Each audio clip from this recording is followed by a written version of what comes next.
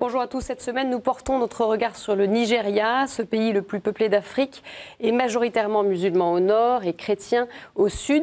Il subit depuis plusieurs années des violences sanglantes provoquées par la secte islamiste Boko Haram. Alors que l'armée nigériane est sous-équipée, le groupe terroriste continue de conquérir des territoires dans le nord. Dans ce contexte, quelle est la situation des chrétiens et quel avenir possible pour le pays? Eh bien, pour en parler, j'ai la joie d'accueillir le père Bed Oukwidje. Père, bonjour. Bonjour. Alors, vous êtes assistant supérieur général de la Congrégation du Saint-Esprit, qui est plus connue sous le nom des Spiritains. Vous êtes nigérian. Oui. Vous êtes en poste à Rome.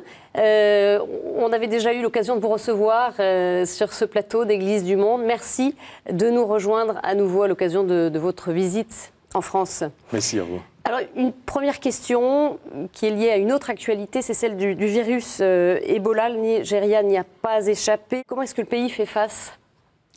Mais je pense que le pays a bien réagi. Au tout début, il y avait une inquiétude, une surprise. Mais après, le gouvernement a réagi. Le ministre de la Santé a vite mobilisé les forces. Et les Nigérians ont été éduqués de la conduite qu'il faut tenir face à Ebola. Et bon, malheureusement, ce sont les professionnels de la santé qui sont les plus exposés.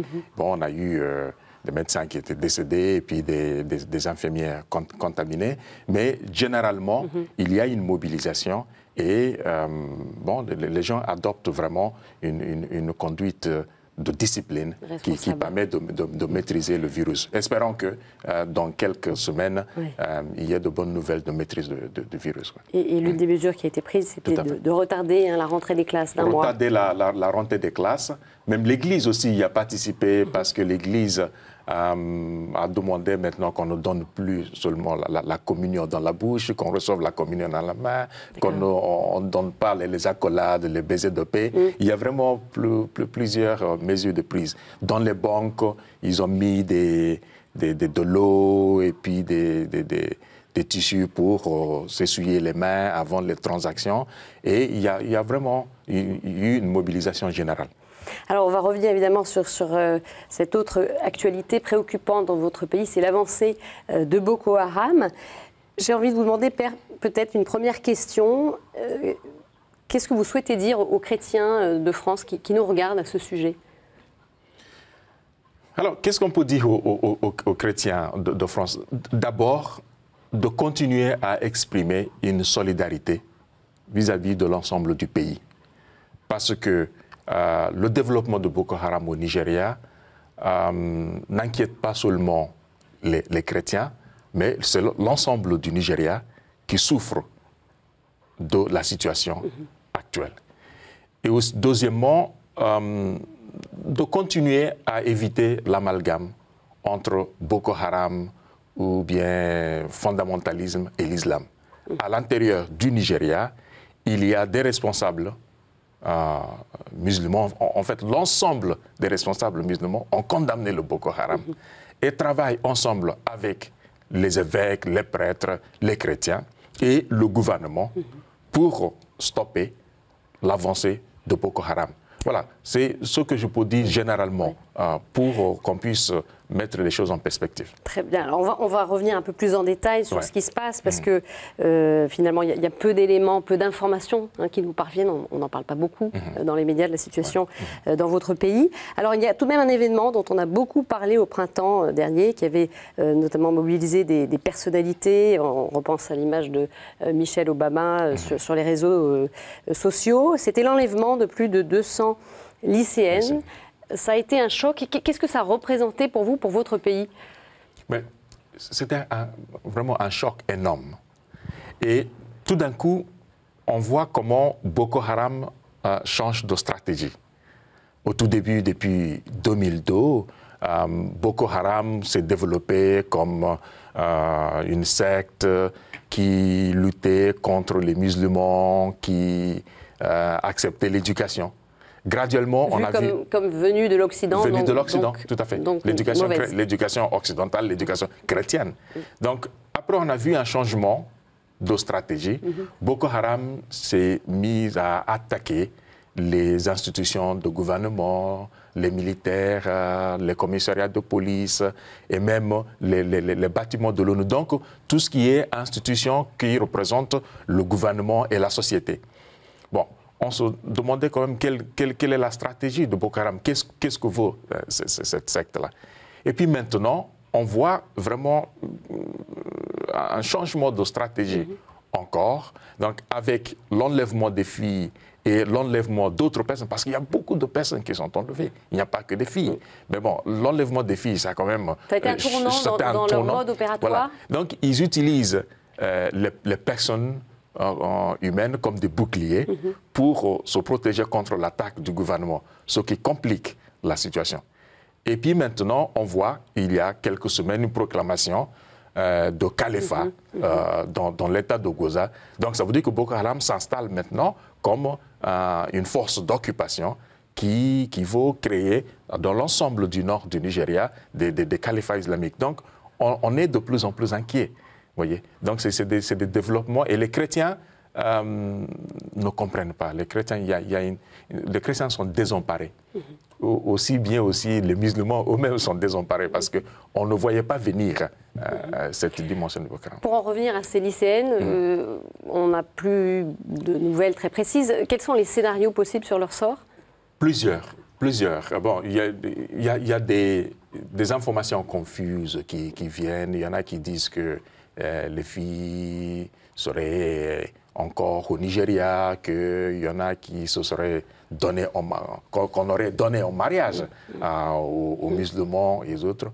Il y en a qui pensent, et je pense que c'est l'hypothèse la plus plausible, qu'on les aurait dispersés en plusieurs lieux, y compris en dehors des frontières du Nigeria, ça veut dire au Cameroun, au Tchad, pourquoi pas plus au Niger.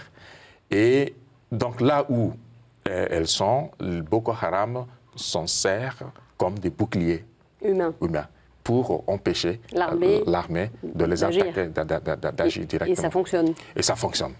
Ça fonctionne parce que personne n'imagine aujourd'hui un bombardement direct des emplacements de Boko Haram parce qu'on penserait aux filles directement. Et c'est très grave.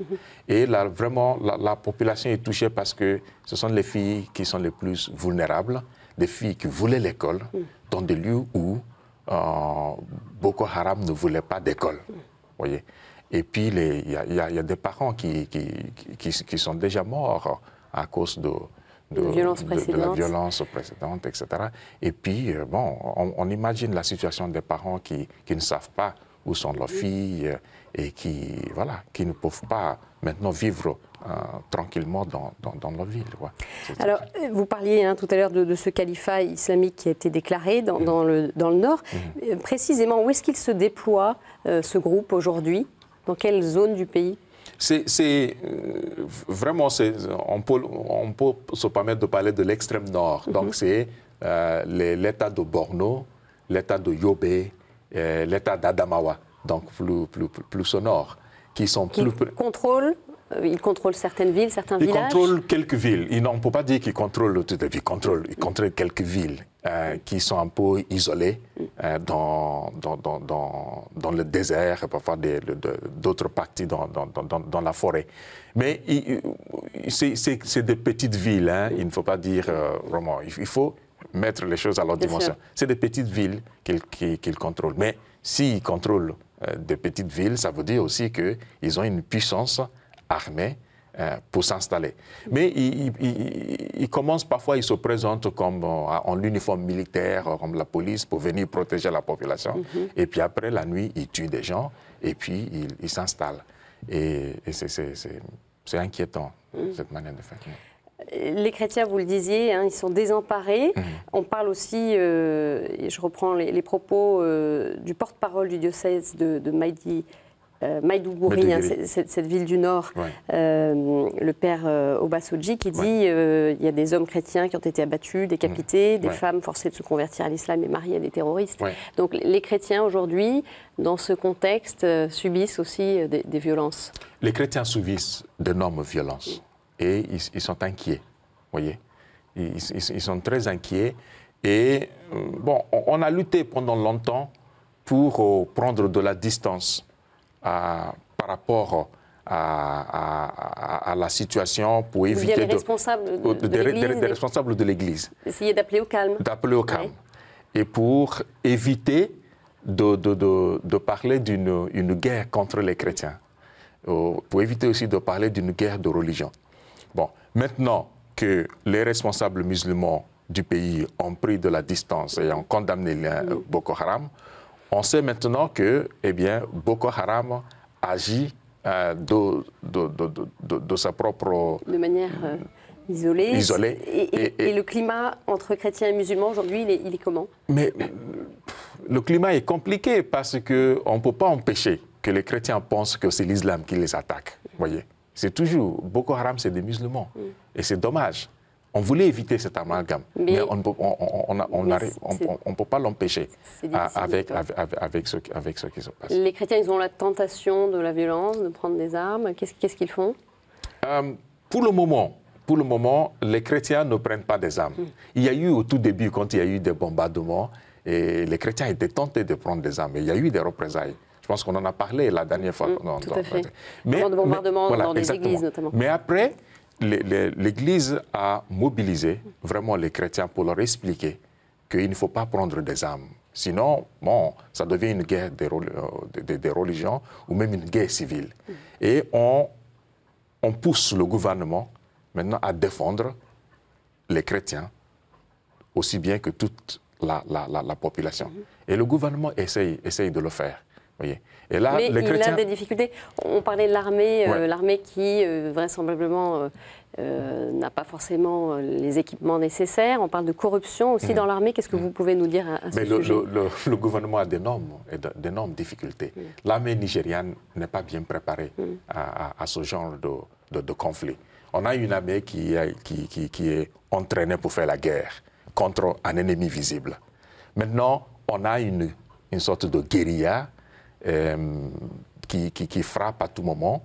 Et donc l'armée n'est pas préparée. Et puis on a une armée qui est sous-équipée, avec aussi d'énormes corruptions. Une corruption qui est due à quoi? Qui s'exprime comment? Qui est due à un système qu'on trouve aussi au Nigeria, c'est-à-dire que les moyens financiers donnés par le gouvernement n'arrivent pas directement aux militaires qui peuvent s'en servir, corruption des chefs, etc. Donc, on a de temps en temps une rébellion des militaires de mutinerie qui disent bon, on est sous-équipés, on est livrés comme ça, comme des bêtes. Voyez. Donc, ils n'arrivent pas à faire face. N'arrivent pas à faire face. Mais il y a quand même un changement depuis un certain temps, c'est qu'il y a une solidarité des puissances internationales. Donc une collaboration des États-Unis, de la France, de l'Angleterre et d'autres pays qui ont envoyé quand même des troupes et des équipements. Et bon, il faut du temps. Quand vous avez une armée, l'armée nigériane, c'est la troisième en Afrique, donc c'est une grosse armée. Donc si l'armée n'est pas bien organisée, il faut du temps pour restructurer. Et je pense qu'avec le développement qu'il y a maintenant, plus d'équipements, le président a quand même changé le chef d'état-major. Donc il a donné des signes qu'il faut prendre la situation en main. Mais il faut attendre du temps parce que parfois au Nigeria, les choses passent lentement. Voyez. Boko Haram, selon vous, peut être démantelé un jour? Et si oui, à quelles conditions? Comment ça pourrait se faire? Je pense que Boko Haram peut être démantelé, mais ça va prendre du temps. Ça va prendre du temps parce que Boko Haram dispose de moyens énormes. beaucoup d'argent, des Des équipements moyens sophistiqués. qui sont venus de pays étrangers. De pays étrangers. Donc c'est Parce une que force qui dépasse les simples frontières. Les simples frontières du Niger. Parce que Boko Haram s'est allié à Al-Qaïda et à l'AQMI. Vous voyez? Donc à l'AQMI, à Al-Qaïda en milieu, en Maghreb islamique. Donc c'est une force internationale. Voyez. Donc même si à l'intérieur du Nigeria, on essaye de contenir l'avancement de Boko Haram, c'est difficile de maîtriser les ramifications internationales de Boko Haram. Voilà. Avec les recrutements qui viennent aussi du Niger, de la Libye, et puis du Tchad, voyez. Et les frontières sont poreuses. Voyez. Et donc c'est un mouvement à l'intérieur du Nigeria, mais aussi une participation des forces internationales avec un partenariat avec le Cameroun maintenant qui fonctionne bien. Et je pense que c'est de cette manière-là qu'on pourrait contenir l'avancée de Boko Haram. Donc il faut une aide internationale. Il faut une solidarité internationale. Il faut une solidarité internationale. Vraiment, je me réjouis que cela commence à fonctionner. Et pourtant, on n'en entend pas parler. Hein. On n'en entend pas parler, mais ça fonctionne. Ça se met en place. Ça fonctionne. On a aussi entendu à ce propos des pistes possibles de sortie de crise. Le cardinal Onayekan, donc l'archevêque d'Abuja, grand artisan du dialogue interreligieux, qui lui prône carrément le dialogue avec Boko Haram. Qu'en pensez-vous ? Un jour, il faudra dialoguer avec Le dialogue, Boko Haram. il est possible ? Le dialogue est possible si les responsables de Boko Haram acceptent de dialoguer. Et à ce jour ? Mais à ce jour, ils se cachent, ils posent des conditions. Une des conditions, par exemple, c'est d'échanger les filles avec les prisonniers de Boko Haram. Vous voyez ? C'est difficile. Ou bien l'amnistie. Il y en a qui disent l'amnistie. Ça veut dire qu'il faut décider que les tueries n'ont pas eu lieu, les bombardements n'ont pas eu lieu. Ça, vous en pensez quoi, Père ? C'est difficile quand même. C'est difficile quand même. Il faut quand même un peu de justice. Si vraiment l'État du Nigeria vraiment veut maîtriser le Nigeria aujourd'hui, on ne peut pas tout simplement déclarer l'amnistie. Il faut de la justice. Donc, il faut que les responsables de Boko Haram se présentent pour dialoguer, pour qu'on puisse savoir qu'est-ce qu'ils veulent. Bon, s'ils commencent à déclarer des califats, qu'est-ce qu'on fait? On va leur concéder une partie du nord du Nigeria? Ce n'est pas possible. Voyez? Donc, il faut qu'ils se présentent, que l'État puisse dialoguer avec eux par la médiation de l'Église. L'Église est prête à faire la médiation. Et puis après, on verra. Mais c'est très tôt de parler d'amnistie. Père, l'enjeu finalement dans tout ça, si on prend un peu de distance et qu'on regarde votre pays sur les décennies à venir, c'est quoi? C'est l'éducation, c'est ça la priorité? Précisons que votre pays a 43% de sa population qui a moins de 15 ans. Donc un pays avec une population très jeune. C'est quoi? Il faut se projeter un peu plus loin. Mais vous savez, le Nigeria a beaucoup misé sur l'éducation depuis longtemps. Et pourtant, il y a quand même une bonne partie de la jeunesse qui n'est pas scolarisée. Qui n'est pas scolarisée. 10,5 millions d'enfants. Exactement. Sur 155 millions d'habitants. Quand on considère aussi, mais il faut considérer aussi le développement démographique, ça s'est passé très vite. Voilà. Et aussi la difficulté qu'on a au nord. Depuis longtemps, les sectes musulmans ont empêché le développement de l'éducation au nord du Nigeria. Donc il y a un travail culturel Donc il y a un travail culturel qu'il faut faire. Et l'Église y contribue à ce travail-là? L'Église y contribue. Elle encourage les familles à envoyer leurs enfants, leurs filles à aller à l'école? Exactement. Ouais. Et puis aussi construire des écoles. L'Église construit partout où il y a les communautés chrétiennes, même dans les petites paroisses. On commence par les écoles maternelles, écoles primaires, et puis écoles secondaires, on les appelle les écoles secondaires, c'est le lycée ici. Et puis les universités aussi, parce qu'il faut aussi former les jeunes. Il y a toute une masse de jeunes au Nigeria qui ne peuvent pas avoir accès à l'éducation universitaire parce que les universités d'État ou les universités publiques au Nigeria sont en difficulté, en grosse difficulté.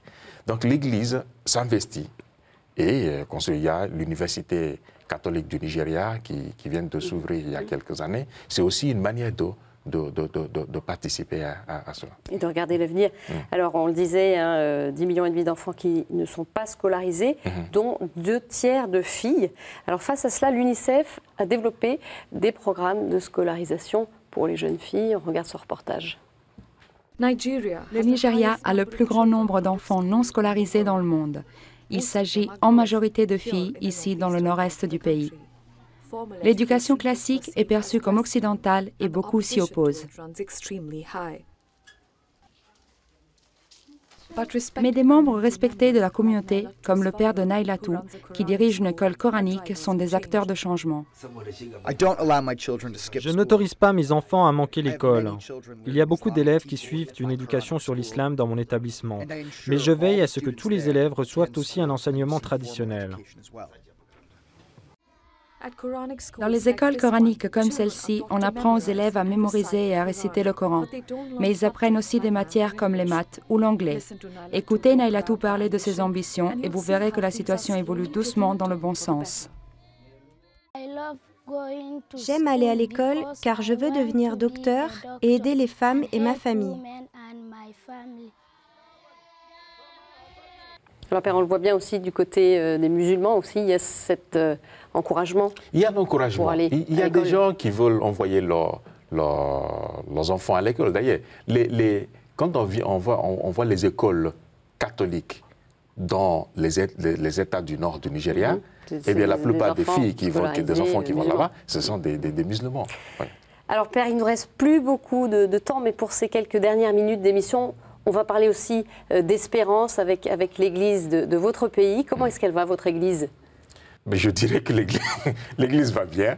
Alors, bon, l'Église va bien avec les défis que toute une Église a, mais l'Église du Nigeria est bien organisée avec une soixantaine de diocèses, plus de 70 évêques, beaucoup de vocations de prêtres, religieux et religieuses. C'est une Église jeune. Il y a une vitalité. Elle date de 1855, donc elle est vraiment Exactement. jeune. C'est une église jeune. Qui commence à devenir une église locale avec des vocations locales. Qui est une église locale depuis longtemps, avec des vocations locales, et qui envoie des missionnaires partout dans le monde.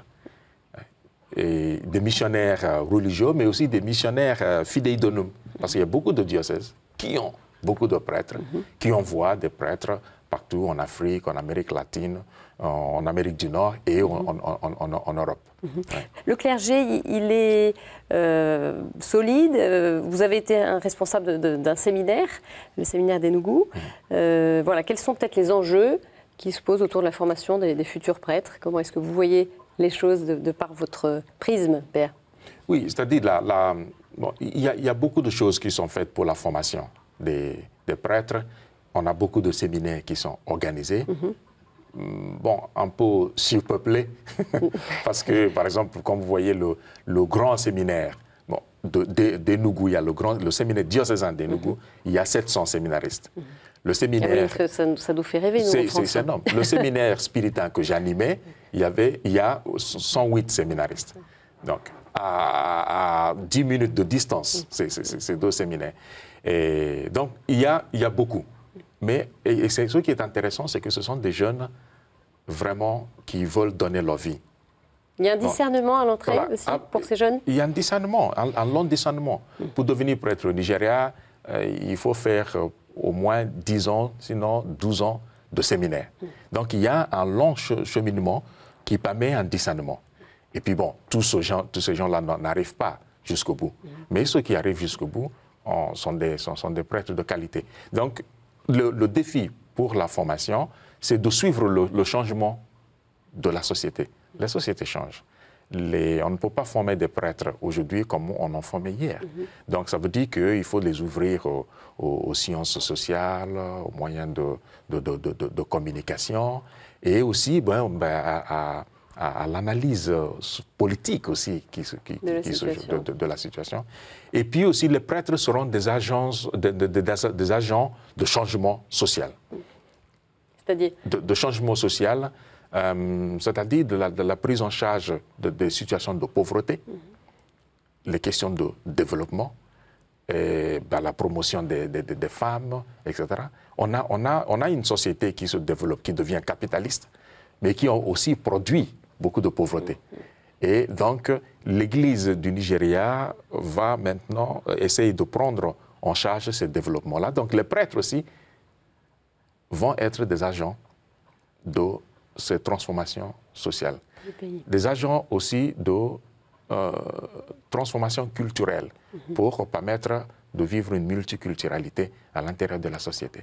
Merci beaucoup, Père Bedou Kwidje, d'être venu à nouveau nous porter votre témoignage sur la situation des chrétiens du Nigeria, situation évidemment que nous suivrons avec attention tout au long de cette nouvelle saison. Eh bien, vous pouvez revoir évidemment cette émission sur notre site ktotv.com. Très bonne semaine à tous, au revoir.